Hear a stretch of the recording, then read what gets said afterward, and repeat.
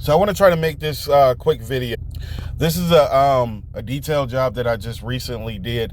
The customer wanted a maintenance clean. I informed the customer that you need a deep clean because the car hasn't been detailed in the last 6 months, and not only just because it hasn't been detailed in the last 6 months, but because it's a daily use vehicle. That's another factor into that car being detailed. So inside of the seat, you have shavings from your skin, oils from your skin, the dye from your clothes, all of this stuff, and it penetrates that seat and it gets deep down. Now, when this happens and you have spills and everything, you'll notice that you can't see the fibers in between, and it ends up looking really matted, like right here, looks matted. And so you want to use the right chemicals when going in and cleaning stuff. But if a person says that they want a maintenance clean, that is a surface clean. That's literally 1 to maybe 3 layers of dirt that's going to be removed from that area. So what ends up happening if you need a deep clean and you go with a maintenance clean, what's going to happen is when they go in and they saturate the seats and then they foam the seats and they agitate with a drill. Once they're done doing that, they're going to extract all the dirt from the seat. Here's the problem. The chemical that they used is meant to only lift 1 to 3 layers. So when they go and extract it, when they go to dry that seat or the entire interior of the car, the seats will look spotted. They're not going to look fully clean. You can go on Google and you can type in the same thing, even though I have an error there. Will my car seats look stained if I choose a maintenance clean when I need a deep clean? So when you do type that in, it goes into, yes, it is highly likely that choosing a maintenance clean when a deep clean is needed will result in your car seats looking stained or dirty. Now you can go in and you can continue to read this. I don't want to make the video too long, and so I'm not gonna go through everything that it says, but that just proves what I already said before when it comes down to having your car maintenance clean when it actually needs a deep clean. This is one of the reasons why a lot of shops, they won't do a maintenance clean unless you've had the full deep clean beforehand. Now, mobile detailers are really focused on only doing the full interior clean and not a deep clean and not the maintenance clean, unless you are a returning customer.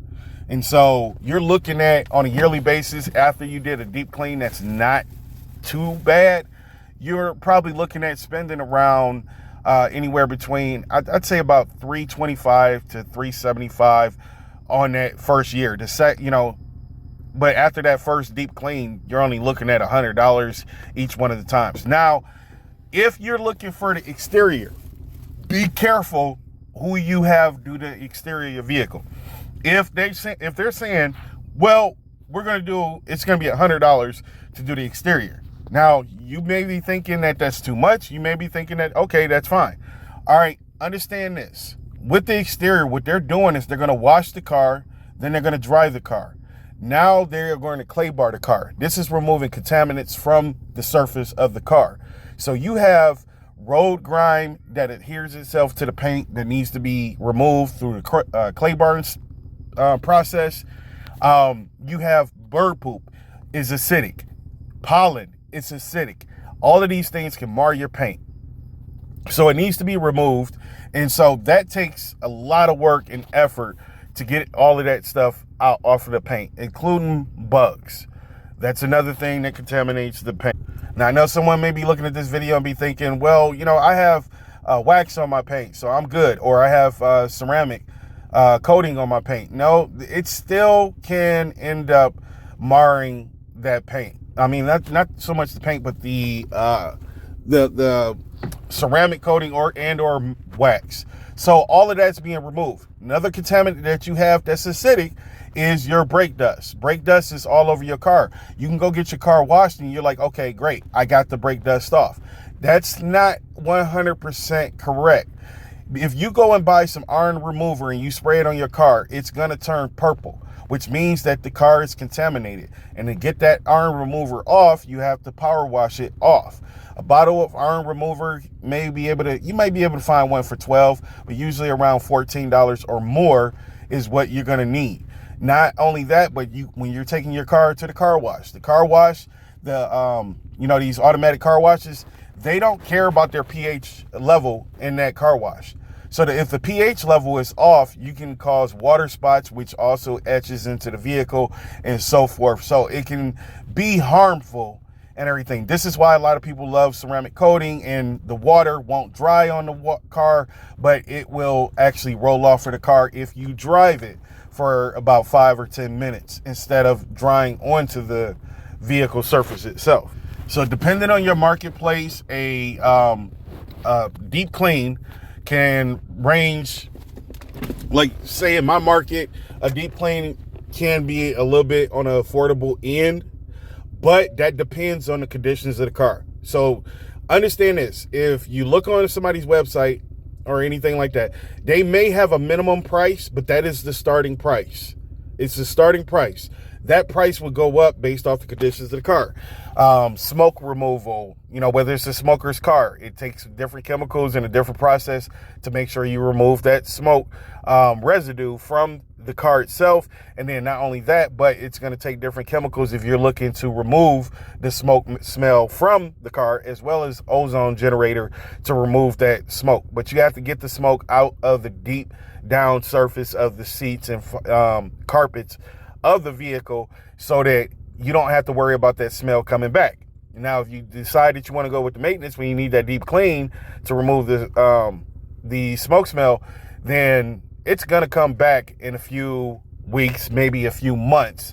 You're going to be like, man, what happened? It was smelling so great. Now I smell the smoke smell again.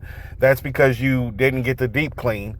And so now you're paying for it, because now you're like, man, I don't know what I paid for it at this point.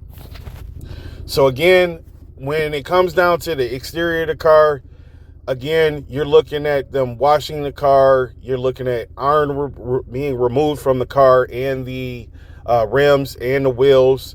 You are looking at clay barring to remove any type of contaminants, road grime, and so forth from the paint that may be etched into it and stuck in there. So then, depending on the shop, sometimes polishing may be included. That's going to remove light swirl marks and or scratches to the vehicle, which usually occurs because people go to the car wash and they go to the automatic one, and one car goes in really dirty. It's collecting all of the dirt and grime. And so when you go in, it scratches the vehicle surface. I see this all the time. If you have a white vehicle, I guess you can overlook it. But if you do go in to have your car detailed, they will polish the car. That may be included in the package, them polishing the car. However, polishing does not always remove those swirl marks and lines. It doesn't always remove it. You have to buff the car. Now you are talking about something, a total different thing. I have pads that I use to buff the car to remove scratches, and it's different pads that I have to use for each panel. Like, I can only use one pad per panel. It needs to be cleaned and it needs to be dried to be able to use that pad again for a new panel. Okay, and so because it's going to also collect things, I have to use an abrasive compound in order to buff that out. And then after I do that process, then I get into the polishing. But I got to do all of the paint prep first. So just try to understand that you really need to know what these detailers are going to be doing to the exterior of the car if their prices are just $100. If it's just $100, you might be paying for just a expensive car wash. But they're not going to be doing the iron remover. They're not going to be doing the contaminant remover through the clay bar process. And they may not be buffing and or polishing the vehicle.